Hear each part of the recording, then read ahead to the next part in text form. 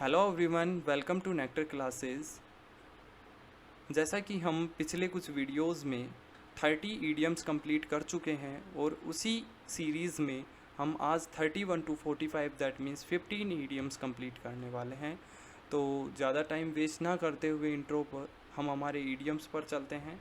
तो आज का जो first idiom that means 31 number 31 जो ईडियम है आपके सामने है, ace up one's the sleeve. Sleeve अगर इसका नॉर्मली ट्रांसलेशन देखेंगे तो आपको कुछ ज़्यादा समझ में नहीं आएगा।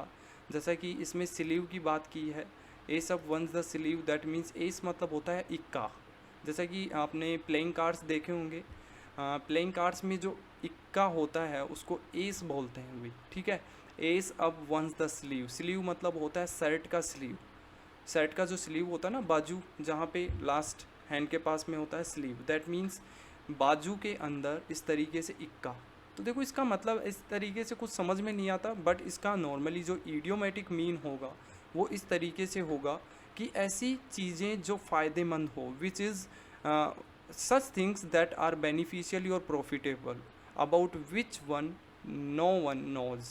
दैट मीन जिनके बारे में कोई नहीं जानता है, ऐसी कुछ प्रॉफिटेबल थिंग्स आपके बारे में। जैसे किसी के पास कुछ ऐसा हो जो नॉर्मली वो खुद ही जानता हो, उसके बारे में कोई और नहीं जानता हो, दैट मीन्स उसके लिए वो चीज़ या वो थिंग क्या हो गई, ace up one's the sleeve. That क्या हो गया, ace up one's the sleeve. देखो आपको शर्ट से ये ईडियम आपने नॉर्मली डेली लाइफ में कई बार यूज़ भी करते हैं, बट आपको समझ में नहीं आता यही ईडियम है।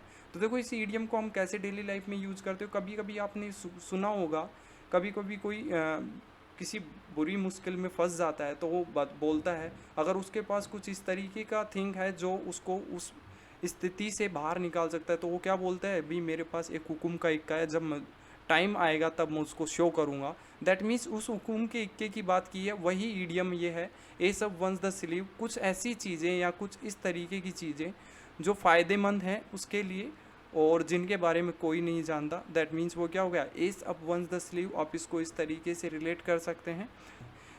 तो नेक्स्ट जो आई होप आपको ये समझ में आया होगा, जो नेक्स्ट ईडियम रहेगा 32 that means archaic heal.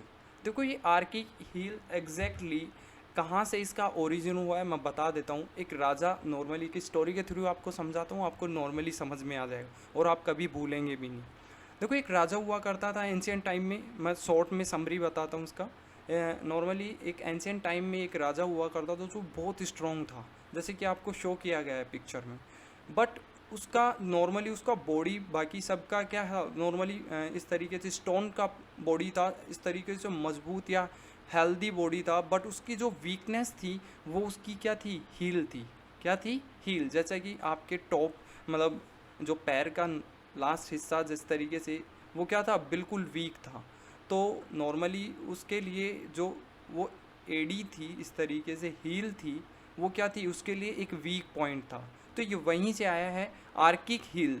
That means वो आर्किक क्या था, इस तरीके से राजा था तो स्ट्रॉन्ग था, जो उसकी हील थी वो क्या थी, उसका वीक पॉइंट था, एक कमज़ोर बिंदु था। दैट मीन्स आप इसको इस तरीके से रिलेट कर सकते हैं कि normally a weak point of any person. ठीक है। तो आई होप आपको इस स्टोरी से ये समझ में आया होगा कि आर्किक हील का मतलब है एक वीकनेस या फिर एक वीक पॉइंट किसी पर्सन का। तो आप इसको नॉर्मली इस तरीके से एग्जाम्पल के थ्रू भी ध्यान रख सकते हैं। He was a good student, वह एक अच्छा स्टूडेंट है, but English literature had always been his ऑर्किक हील। दैट मीन्स उसके लिए जो इंग्लिश लिटरेचर है वो क्या था, हमेशा से क्या था, एक हार्किक हील था या फिर एक वीक पॉइंट था। ध्यान रखेंगे, आई होप आपको ध्यान रहेगा, इस तरीके से आप कभी भूलेंगे नहीं। सो नेक्स्ट ईडियम जो हमारा रहेगा 33 एसिड टेस्ट। एसिड टेस्ट से आपको समझ में आ रहा होगा फ्रेंड्स। देखो यहाँ पे normally word to word translation से आपको समझ में आ जाएगा, इस ईडियम के लिए ज़्यादा कुछ ध्यान रखने का ज़रूरत नहीं है। Acid means a strong acid, that means H2SO4 HCl, that's it. And अगर टेस्ट की बात करें, दैट मीन्स हो गया भाई यहाँ पे एग्जामिनेशन। टेस्ट मतलब क्या हो गया, एग्जामिनेशन, परीक्षा। तो इस तरीके से क्या मतलब हो गया, एसिड टेस्ट मतलब हो गया हार्ड एग्जामिनेशन। जैसे आज के दौर में हम बात करें, नॉर्मली अगर इसकी बात करते हैं तो यूपीएससी हो गया। यूपीएससी आज के लिए क्या है, एसिड टेस्ट है, हार्ड एग्जामिनेशन है। अगर हम एंशियंट टाइम की बात करते हैं, प्राचीन भारत प्राचीन की बात करते हैं, तो एक बेस्ट एग्जाम्पल जो कि सीता माता जी को देना पड़ा था। जैसे ही सीता माता जी को राम जी भगवान रावण के अगेंस्ट कह के बैटल विन करते हैं, युद्ध जीत जाते हैं, तो सीता माता जी को एक एसिड टेस्ट देना पड़ा था अपनी पवित्रता के लिए, अपनी होलीनेस के लिए उनको क्या करना पड़ा था, एक एसिड टेस्ट देना पड़ता था। तो नेक्स्ट ईडियम जो हमारा रहेगा 34, वो रहेगा add fuel to the fire. That means क्या हो गया भाई, फायर के अंदर फ्यूल ऐड करना। तो ये आपको खुद को समझ में आ रहा होगा, ये काफ़ी टाइम आप यूज़ भी करते हैं और आपके फ्रेंड से भी सुना होगा कि यार तू तो आग में घी डाल रहा है या फिर पेट्रोल डाल रहा है, इस तरीके वो वाला जो ईडियम है, ये इस तरीके से इसका मीनिंग रहेगा। आप पिक्चर से सिर्फ रिलेट कर सकते हो। नॉर्मली किसी प्रॉब्लम में को किसी आप इसका जो रियल मीनिंग आएगा वो क्या आएगा, टू मेक अ प्रॉब्लम और अ बैड सिचुएशन वर्स। किसी प्रॉब्लम को और बुरी बना देना, उसकी स्थिति या सिचुएशन को और बुरा बना देना, दैट मीन्स इसका ईडियम का मीनिंग रहेगा।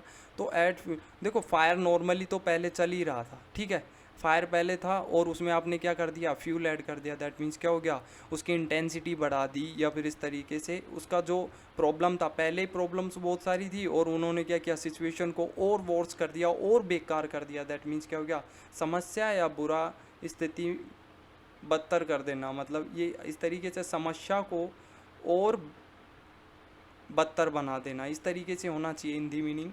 इसका नॉर्मली सेंस नहीं आ रहा है यहाँ पे, तो आप इसको करेक्ट कर लें।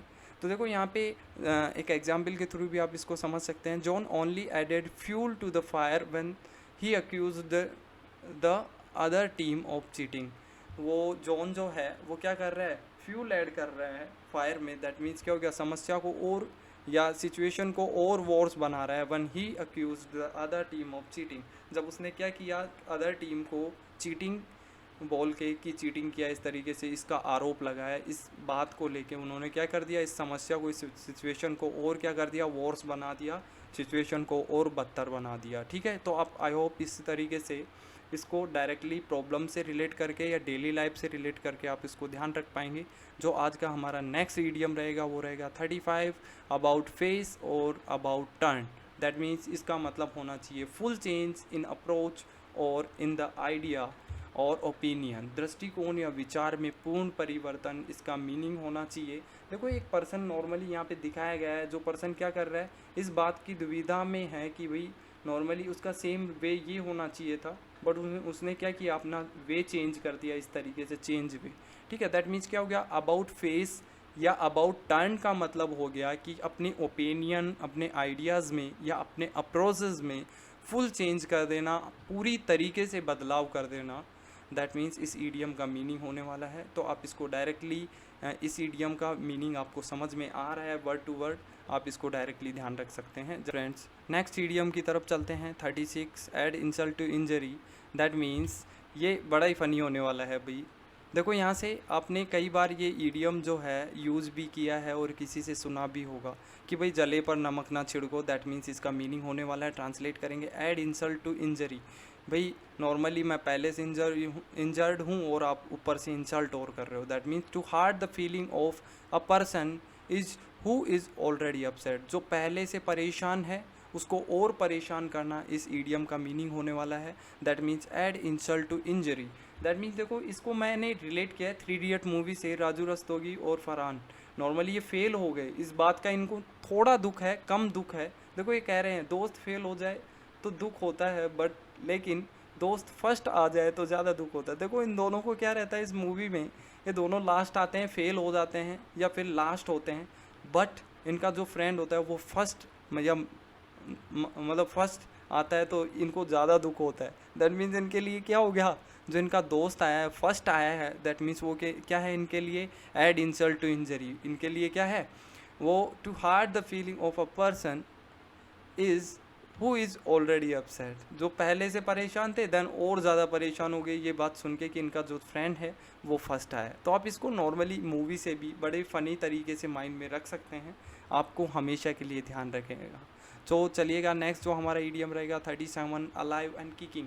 ये नॉर्मली आपने सुल्तान मूवी से भी सुना होगा। देखो या फिर और भी मूवीज़ हैं, या सुनने के लिए ह्यूज मिलता है किसी भी पब्लिक शो में या कहीं भी आपने सुना होगा, हेल्दी एंड एक्टिव। कभी कभी फैमिली में बोल भी देते हैं कि भाई एकदम अलाइव एंड किकिंग रहो भाई, हेल्दी इस तरीके से थोड़ी है। तो आपने सुना होगा, देखो ये पिक्चर से आपको लग रहा है ये बॉक्सर है जो लग ही रहा है कि भाई अलाइव एंड किकिंग है, हेल्दी एंड एक्टिव है, स्वस्थ एंड सक्रिय है। That means he had been, देखो एग्जाम्पल के through, he had been down with the illness for some time but now he is recovered and is alive and kicking. वो कुछ दिनों के लिए बीमार हो गया था बट वो अभी के लिए क्या है, रिकवर्ड कर गया है, उस चीज़ से रिकवर हो गया है, और अभी क्या है, वह हेल्दी एंड एक्टिव है, अलाइव एंड किकिंग है। तो आप इसको डायरेक्टली इस तरीके से रिलेट कर सकते हैं। तो नेक्स्ट जो हमारा ईडियम रहेगा 38 all ago surprised. That means इसका मीनिंग होने वाला है सरप्राइज्ड। ऑल अगो स्तंभित होना या फिर सरप्राइज होना, आश्चर्यचकित होना, दैट मीन्स सरप्राइज्ड। इसको आप पिक्चर से रिलेट कर सकते हो। ये जो गर्ल है नॉर्मली किसी चीज़ को या किसी थिंग को लेके, किसी बात को लेके या किसी ऑब्जेक्ट को देख के क्या है, सरप्राइज्ड है, और इसके एक्सप्रेशन आपको दिख रहे होंगे। ऑल अगो इसका मीनिंग होने वाला है, दैट मीन्स सरप्राइज्ड इसका मीनिंग होगा। तो एग्जाम्पल से आप इसको डायरेक्टली समझ सकते हैं। I have been all agog afternoon waiting for the next part of the your story. और जो नॉर्मली मैं इस चीज़ को लेके सरप्राइज्ड हूँ, दैट मीन्स कि आपका जो स्टोरी का है नेक्स्ट पार्ट क्या है, आफ्टरनून में आने वाला है, उस चीज़ का मैं क्या कर रहा हूँ, वेटिंग कर रहा हूँ। तो आप इसको नॉर्मली एग्जाम्पल के थ्रू भी समझ सकते हैं। वर्किंग विद एनी डिस्टिंक्स, बिना किसी भेदभाव के काम करना, इसको आप डायरेक्टली अपने करंट अफेयर से रिलेट कर सकते हैं। देखो ये जो पर्सन है, इन पर्सन को आप नॉर्मली अगर ईडियम नॉर्मली आप करंट अफेयर का नॉलेज रखते हैं तो आपको ध्यान रहेगा। देखो ये पर्सन है सुप्रीम कोर्ट के चीफ जस्टिस, जो अभी 48 नंबर के जो चीफ जस्टिस अभी सुप्रीम कोर्ट के लिए बने हैं वो हैं NV रमन्ना। अगर आपने इनका नेम सुना है या इस तरीके से, जो हाल ही में अभी के लिए चीफ जस्टिस हैं कहाँ के, सुप्रीम कोर्ट के लिए, तो NV रमन्ना। और आप इसको डायरेक्टली ध्यान इस तरीके से भी ध्यान रख सकते हैं, 48 नंबर के क्या हैं, ये भी चीफ जस्टिस बने हैं इंडिया के। तो ऑल एंड सेंट्री का मतलब होता है वर्किंग विदाउट एनी डिस्टिंक्स, और ये क्या है, बिल्कुल बिना किसी भेदभाव के, बिना किसी नेपोटिज्म के क्या करते हैं, वर्क करते हैं, इनका स्पेशलिटी है। तो आप इसको डायरेक्टली चीफ जस्टिस से रिलेट कर सकते हैं। चीफ जस्टिस जो इंडिया के हैं वो क्या है, ऑल एंड सेंट्री हैं, वर्क करते हैं विदाउट एनी डिस्टिंक्स, बिना किसी भेद। नेक्स्ट जो हमारा ईडियम रहेगा वो रहेगा ऑल ईयर्स। भाई सभी कान लगा दो। ऑल ईयर्स मीन हो गया सभी कान लगा दो, मतलब क्या हो गया, क्यूरियस टू हियर या एक्साइटेड टू लिसन, किसी बात को सुनने के लिए क्या हो, उत्सुक हो। देखो यहाँ पे ये गर्ल दिखाई गई है, नॉर्मली दिख रही होगी आपको। ये क्या है, किसी भी मतलब कुछ सुनने के लिए, कि जो म्यूजिक सुनने के लिए या किसी की बातें सुनने के लिए क्यूरियस है, एक्साइटेड है, सुनने के लिए क्या है, उत्सुक है। ऑल ईयर अपने सारे कान लगा दिए, दैट मीन्स क्या हो गया, curious to hear, excited to listen. देखो आप इसको वर्ड टू वर्ड भी याद रखेंगे, ध्यान रखेंगे तो आपको ध्यान रह जाएगा। ऑल ईयर्स मतलब सभी कान लगा दिए, किस बात को, किस बात के लिए, कान किस के लिए बने भाई, ईयर्स किसके लिए, सुनने के लिए, that means curious to hear. तो इस तरीके से आप इसको एग्जाम्पल से भी ध्यान रख सकते हैं। ऑल ग्रीक बड़ा ही अच्छा और बहुत शानदार ईडियम है, और बहुत बारी ये नॉर्मली एग्जाम से में पूछा भी जाता है। ऑल ग्रीक मतलब होता है, ग्रीक मीन्स हो गया कुछ समझ में नहीं आने वाले, नॉर्मली कुछ अननोन, दैट मीन्स या कुछ समझ में नहीं आने लायक। ऑल ईयर्स मीन हो गया अननोन, नया नथिंग टू अंडरस्टूड, कुछ समझ में नहीं आया, आने लायक। इस तरीके से ऑल ग्रीक मीन हो गया। देखो आपको एक्सप्रेशन से समझ में आ रहा होगा, जो ये बंदा है ये क्या कर रहा है, इस तरीके से एक्सप्रेस कर रहा है अपने आप को कि ऑल ग्रीक, भाई मुझे तो कुछ समझ में ही नहीं आया, ऊपर से गया। इस तरीके से आपने कभी कभी इस तरीके से एक्सप्रेशन खुद भी किए होंगे, अपने फ्रेंड से भी सुने होंगे। अगर लेक्चर चल रहा है और आपको कुछ समझ में नहीं आ रहा, दैट मीन्स आपके लिए क्या है, ऑल ग्रीक है। एग्जाम्पल से भी आप देख सकते हो, he try to explain the rule of game to me but it was all Greek to me. भाई वो समझाने का ट्राई कर रहा था, एक्सप्लेन कर रहा था, क्या rules of the game, game के रूल्स एक्सप्लेन कर रहा था, बट मेरे लिए वो सब क्या थे, ऑल ग्रीक थे, मतलब मुझे कुछ समझ में नहीं आ रहे थे, अननोन थे मेरे लिए, या फिर नथिंग टू अंडरस्टूड मतलब समझ में कुछ नहीं आ रहा था। इस ईडियम का मीनिंग होने वाला है, तो आप इसको ध्यान रखेंगे। नेक्स्ट जो हमारा ईडियम रहेगा 42 ऑल मून साइन। चलो आपको इसको बड़े अच्छे से मैं समझाता हूँ, आपको हमेशा ध्यान रहेगा। देखो कभी आप इसको भूलेंगे नहीं, तो आप इसको इस तरीके से देखो भी इस ईडियम का मीनिंग देखो, इस ऑल मून साइन। देखो आपने कभी पूरे चंद्रमा को चमकते हुए देखा है क्या भाई, इस तरीके से देखो, इसको आपको डायरेक्टली अपने लाइफ में रिलेट करना है।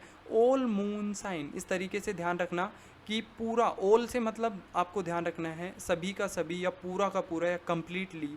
मून साइन मतलब, साइन मतलब होता है चमकना, मून मतलब चंद्रमा, कि भाई पूरा चंद्रमा चमक रहा है। इस तरीके से आपने कभी सुना है कि चंद्रमा, नॉर्मली हमारे जो माइंड में चंद्रमा का इमेज है वो इस तरीके से है भाई, है या नहीं है भाई? कंप्लीटली नहीं है माइंड में।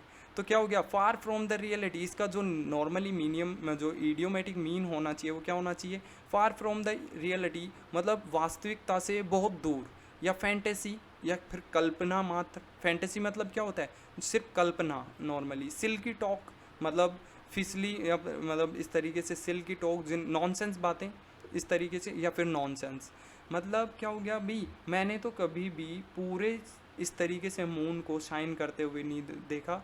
दैट मीन्स क्या हो गया, ये जो नॉर्मली ईडियम क्या हो गया, इस तरीके से आप इसको डायरेक्टली ध्यान रखेंगे कि भाई मैंने कभी भी पूरे चंद्रमा को शाइन करते हुए नहीं देखा। दैट मीन्स क्या हो गया कि ये सब बातें क्या हैं, झूठी हैं इस तरीके से, या फैंटेसी है, या फार फ्रॉम द रियलिटी है, हकीकत से कोसों दूर है, या फिर कल्पित मात्रा है कि भाई पूरा चंद्रमा चमकता है। इस तरीके से आपको डायरेक्टली मीन इस तरीके से ध्यान रखना है। आई होप आपको ये वाला ईडियम कभी आप भूल नहीं पाएंगे कि भाई पूरा चंद्रमा चमकता है, नेट मीन नॉनसेंस बात है भाई, मैंने तो कभी देखा नहीं है, आपने देखा हो तो पता नहीं तो आप इसको इस तरीके से रिलेट कर सकते हैं भाई, हमारे दिमाग में होना चाहिए, बस बात ये है। तो चलो नेक्स्ट ईडियम की तरफ चलते हैं। 43, all one's might and mains मतलब हो गया ऑल वंस माइट मतलब जिसकी पूरी, माइट मतलब तो पूरी कैपेबिलिटी से, या मीन्स इस तरीके से भाई पूरी क्षमता या ताकत से, इसका मीनिंग होने वाला है विथ फुल स्ट्रेंथ और कैपेबिलिटी। आपने इस तरीके से इसको यूज़ भी किया होगा, पूरी माइट लगा दो, अपनी पूरी क्षमता या कैपेबिलिटीज़ यूज़ करो, पूरी माइट कैपेबिलिटी और अपना फोर्स यूज़ करो। That means with full strength और कैपेसिटी, दैट मीन्स पूरी ताकत या क्षमता से आप इसको नॉर्मली करना चाहिए। देखो ये जो पर्सन दिख रहा होगा, ये किसी रस्सी को पूरी all might one and main से कर रहा है, खींच रहा है, पूरी ताकत से खींच रहा है। तो आप इसको नॉर्मली इस पिक्चर के थ्रू आप अपने दिमाग में बिठा सकते हैं। All one's might and mains अपनी पूरी कैपेबिलिटी और फुल स्ट्रेंथ से। नेक्स्ट जो ईडियम हमारा रहने वाला है बी, ऑल थम्स। भाई आपने कभी सुना है सारे थम इस तरीके से करके दिखा रहा, हाँ भाई ठीक है, हाँ भाई ठीक है, इस तरीके से सभी अंगूठे उठा दिए, ठीक है, ऑल थम्स सभी अंगूठे उठा दिए। दैट मीन्स क्या हो गया भाई, नॉर्मली अगर आपको ऑल राइट या बेस्ट ऑफ लक कोई विश करता है तो एक अंगूठे से करता है, ऐसे सारे अंगूठे तो उठाता है, पैर के भी उठा दिए, हाथ के भी उठा दिए, इस तरह all thumbs. A person is clumsy, that means क्या हो गया, एक व्यक्ति जो बेढंगा हो, किसमें, काम करने में। अब पर्सन, देखो इसका डेफिनेशन देखेंगे तो आपको समझ में आएगा। ऑल थम्स मतलब हो गया अ person is awkward and uncoordinated, मतलब एक व्यक्ति जो कि क्या हो, ऑकवर्ड हो, सिचुएशन को लेके क्या हो, ऑकवर्ड हो और अनकोऑर्डिनेटेड हो, मतलब क्या, सिचुएशन के साथ मतलब कोऑर्डिनेट नहीं कर पाता हो, मतलब किसी काम को करने में बेढंगा। इसका नॉर्मल हिंदी मीनिंग देखेंगे तो आपको समझ में आएगा, किसी भी काम को करने में बेढंगा। A person is clumsy in a work, या फिर a person is awkward and uncoordinated with the situation, इसका मीनिंग होने वाला है। तो आप इसको डायरेक्टली इस तरीके से ध्यान रखेंगे। देखो ये जो पर्सन दिख रहा होगा, इसको आप इस पिक्चर से रिलेट कर सकते हो। देखो इस तरीके से ये कुछ करते हुए, टीवी देखते हुए सो गया, सब कुछ इधर फैल गया है, बिस्किट या जो भी स्नैक्स वगैरह ये सब इसके ऊपर फैल गया। दैट मीन्स ये पर्सन क्या है, मतलब केयरलेस है, अनकोऑर्डिनेटेड है, क्लमसी है, लेजी है, इस तरीके से। ऑल थम्स मतलब हो गया person is clumsy, negative idiom है। That means person is clumsy, a person is awkward and uncoordinated with the situation. इस तरीके से आप इस पिक्चर के थ्रू आप इसको डायरेक्टली ध्यान रख सकते हैं। नेक्स्ट जो हमारा ईडियम रहेगा ऑल्मा मैटर। देखो ऑल्मा मैटर को आप नॉर्मली किस तरीके से रिलेट करें, the first institution of the study. भाई आपका जो फर्स्ट स्टडी इंस्टीट्यूशन मतलब आपके अध्ययन का पहला संस्था। जैसे नॉर्मली आप चाइल्डहुड की बात करें तो हमारे लिए जो पहला संस्था होता है, वैसे तो स्कूल को मतलब घर को बोलते हैं, माता जी को बोलते हैं, अपने पेरेंट्स को बोलते हैं। Please like and subscribe to my channel. अगर आपको वीडियोस पसंद आ रहे हैं तो प्लीज़ मेरे सेशन को कम्प्लीटली सब्सक्राइब करें, वीडियोस को लाइक करें। देखो नॉर्मली आपके वीडियोस के लाइक से और सब्सक्रिप्शन से मुझे ये थोड़ा पॉजिटिविटी या इंक्रीमेंट मिलता है या कॉन्फिडेंस मिलता है कि मुझे ये वीडियोस आगे और शूट करने चाहिए। सो प्लीज़ गाइज़, आप वीडियोस को लाइक एंड सब्सक्राइब करें। अगर वीडियोस में अगर आपको कहीं भी ड्रॉबैक या कुछ समझ में नहीं आता है तो आप कमेंट के थ्रू उस बात को कमेंट के थ्रू मुझे बता सकते हैं। मैं 101% ट्राई करूँगा कि आपके कमेंट और आपके प्रॉब्लम्स को सॉर्ट आउट करूँ। सो गाइज़, आपका ज़्यादा टाइम वेस्ट ना करते हुए आज के सेशन को यहीं कंप्लीट करते हैं। जय हिंद, जय भारत।